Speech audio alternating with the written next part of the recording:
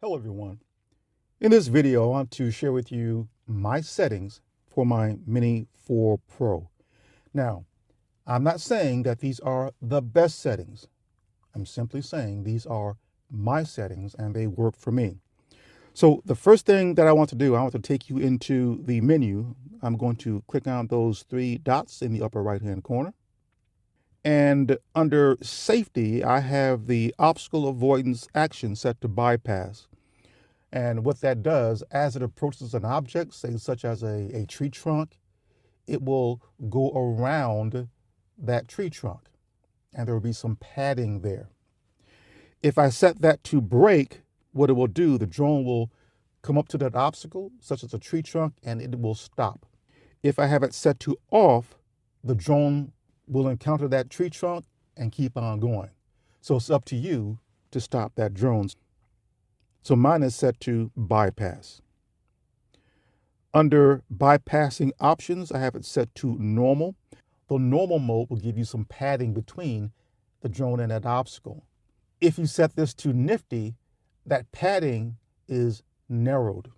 So you increase the risk of, say, hitting that obstacle.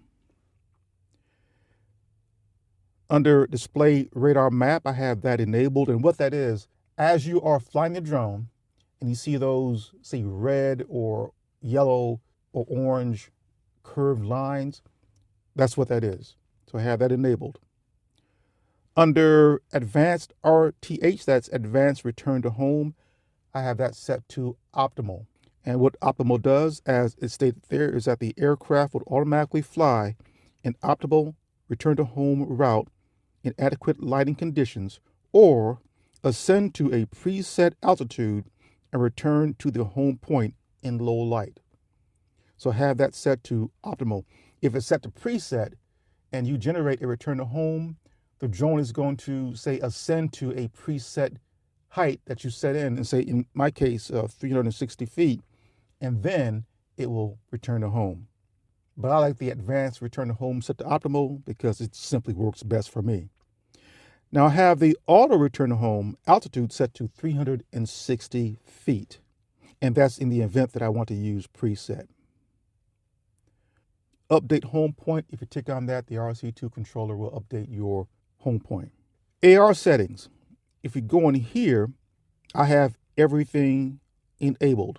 When this is enabled and you generate that return to home, you see that green flight path. I think that's very cool. And with the aircraft is descending, you see that drone icon. That's what this is. I have all those turned on.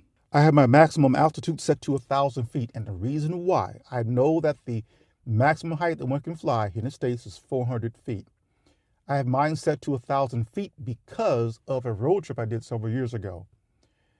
I was in an area where I launched a drone and it only went up, say, 20 feet.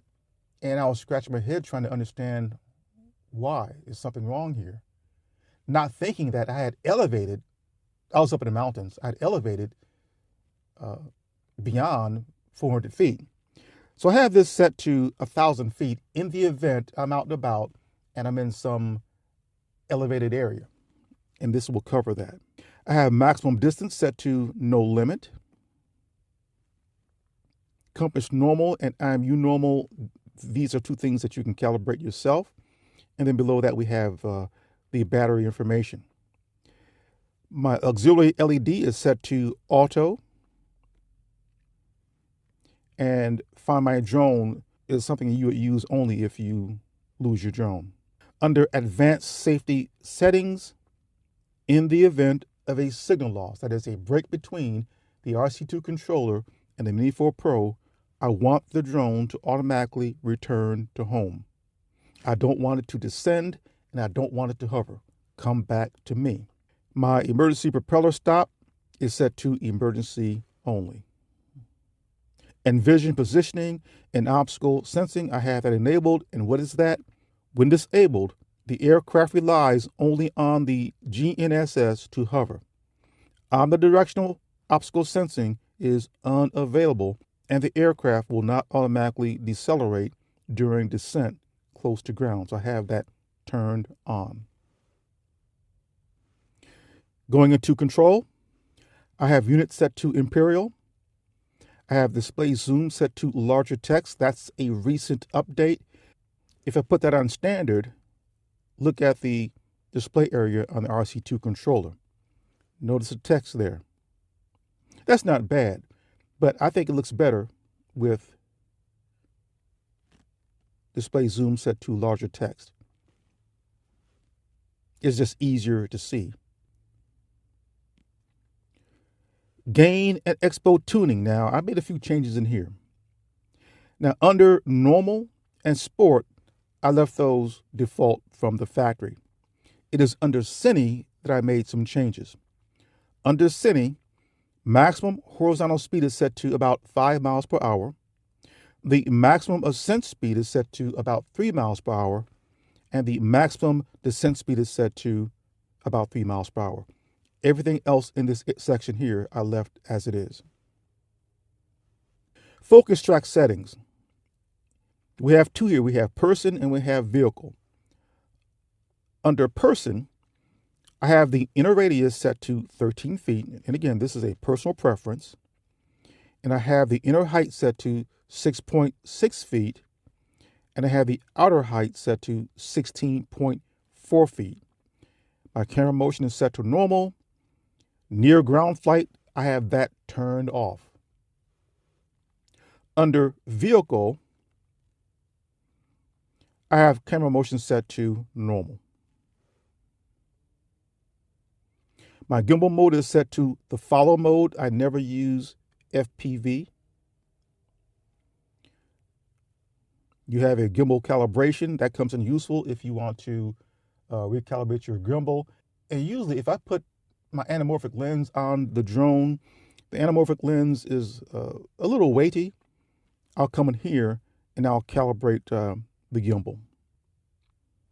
My stick mode is mode 2. You have several modes here that you can use. Mode 1, mode 2, mode 3, and custom. I believe that most drones that are shipped from DJI come by default in mode 2. I prefer mode 2 because that's where my muscle memory is. Button customization, I made a few changes in here as well. Underneath the RC2 controller are two buttons. There's a C1 button and there's a C2 button. You can program these buttons. The C1 button I have programmed to recenter and tilt down the gimbal. So when I'm flying, and if I want the gimbal to tilt straight down, I'll depress the C1 button. And there are other options in here that you can select. I have the C2 button set to cruise control. So once I have the drone up in the air and I'm flying and I'm moving forward at a certain speed, and if I tick on the C2 button, cruise control kicks in. And what you get with that is a smoother flight path. You can take your fingers off of the thumbnails. And everything else in here I left factory default. And there's remote control calibration that I do sometimes, and there's a flight tutorial there. If we go over to camera, my color profile is set to D-Log-M. On occasion, I will fly in the HLG color profile. That's the hybrid log gamma. Now, the difference between HLG and D-Log-M is this. If you're flying in the D-Log-M color profile, your highlights are not emphasized, but your shadows are. And you'll get a flat image that you'll have to color grade. If you're flying in the HLG mode, your highlights, say such as bright clouds in the sky or bright objects, are highlighted and your shadows are not. And you can do some color correction in post. If you fly in the normal mode, then the drone handles everything for you. It really would not be necessary to do any color grading. If you're new to drones or if you're not into color grading, your best bet is to use the normal mode. My color display assist, I have that turned on, and you'll only see color display assist if you have D-Log-M color profile selected. Now, if I turn off the color display assist, you can see that the image on the RC2 controller is flattened out. Now, I don't mind flying looking at that, but why not use the color display assist? So if I turn that back on and going back out to the display here, see your colors are more enhanced. a LUT really is applied.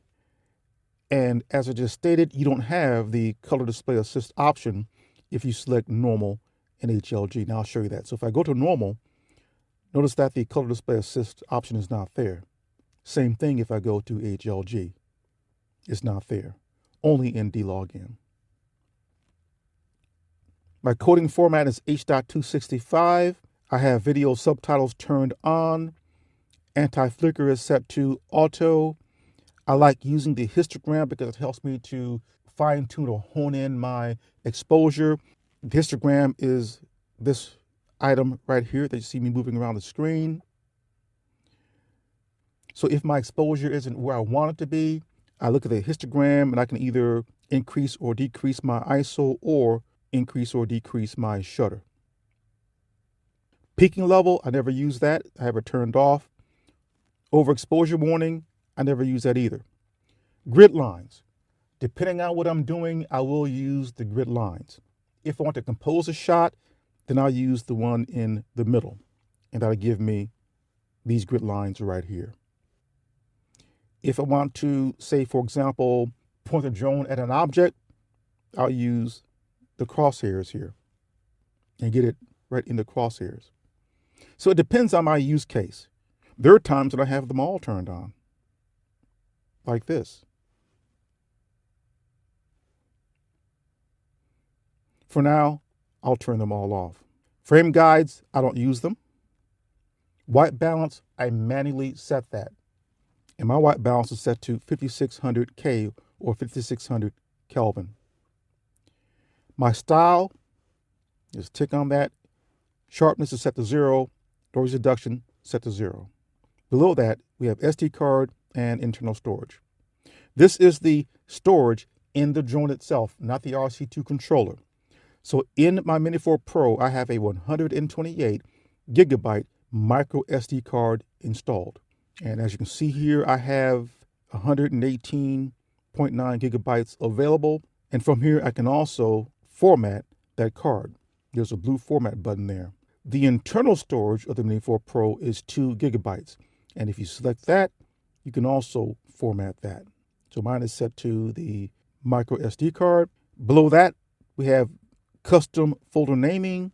And here you can customize folder naming for your footage.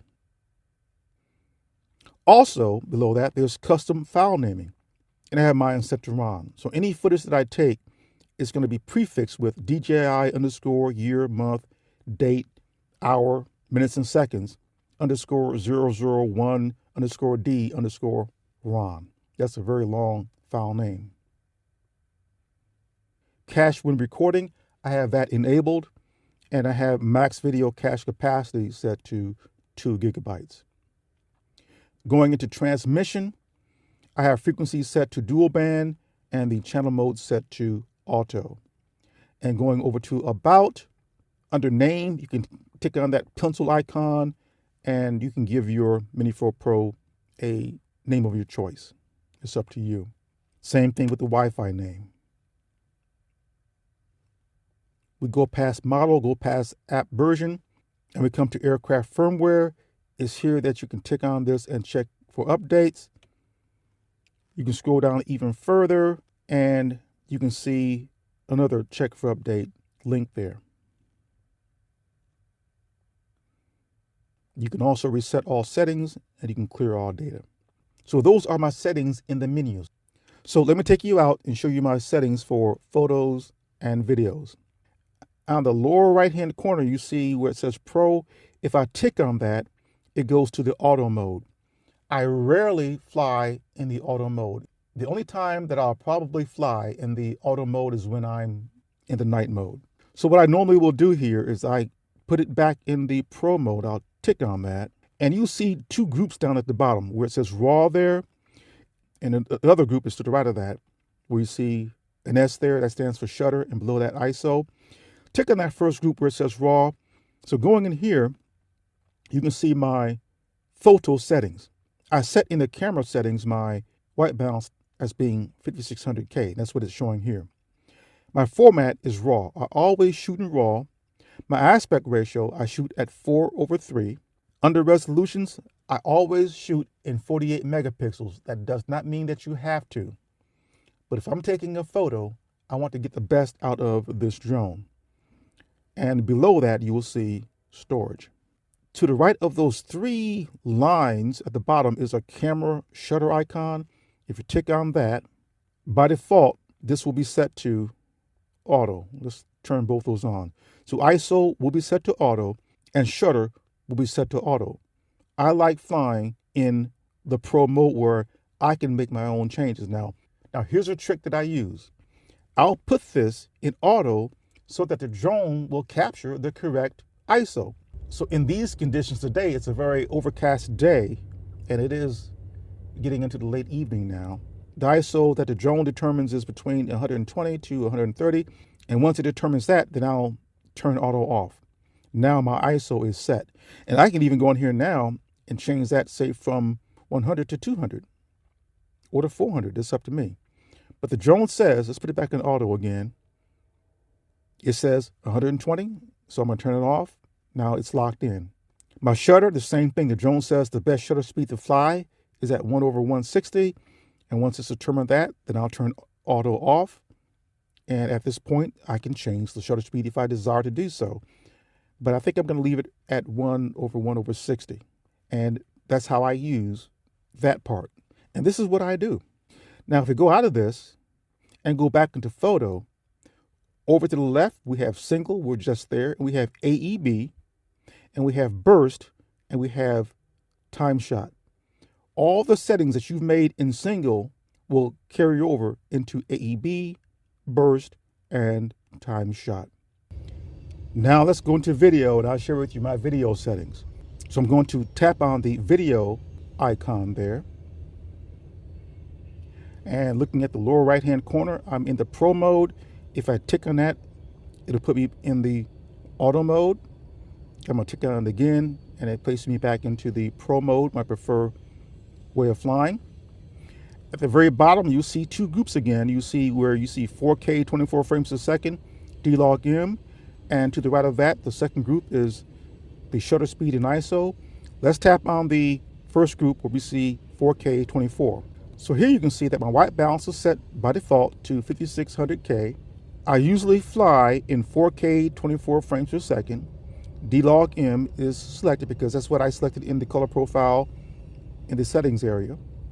And I have color display that says turned on.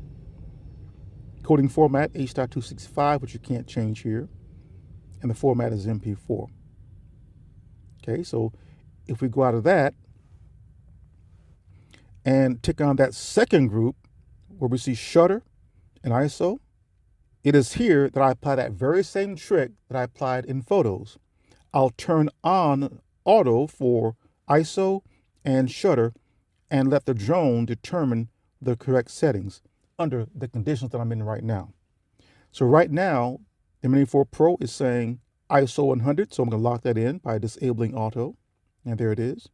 And again, I can come in here and I can manually change my ISO manually. And it says the best shutter speed under these conditions is 1/160, so I'm going to lock that in. And we're good. And we go back out.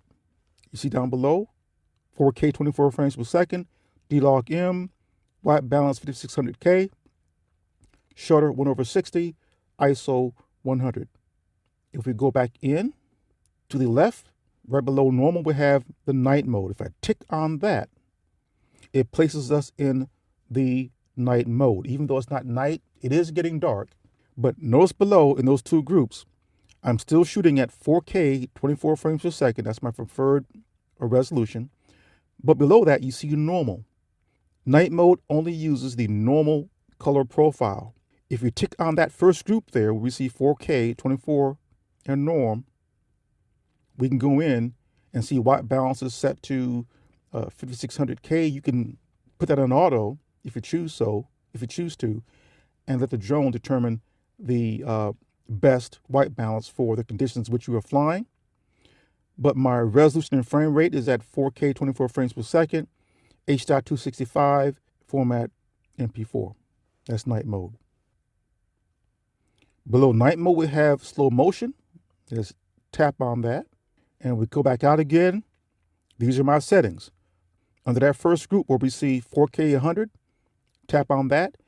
You can see that my white balance is set to 5600K. I'm flying 4K resolution, and my frame rate for slow motion is set to 100 frames per second. D-Log M, I have color display assist turned on. And those are my settings for video. Now, coming over below video, we have master shots. And also below master shots, we have quick shots. You can't make any changes in master shots or quick shots. Everything there is done at the mercy of the drone, and everything is in the normal mode. So what I'm saying here is that when you're doing master shots and quick shots, you can't set it to HLG or D-Log M. Is I reserve talking about hyperlapse and my hyperlapse settings and pano in another video. So in this video, I shared with you my settings for photo and video. So I hope this video will be useful for those who are new Mini 4 Pro owners. And I suppose that these settings apply to those who own the Mini 3 Pro drone, which is also a very good drone. And some of these would also apply to the Mini 2. So that's it for now. You guys take care.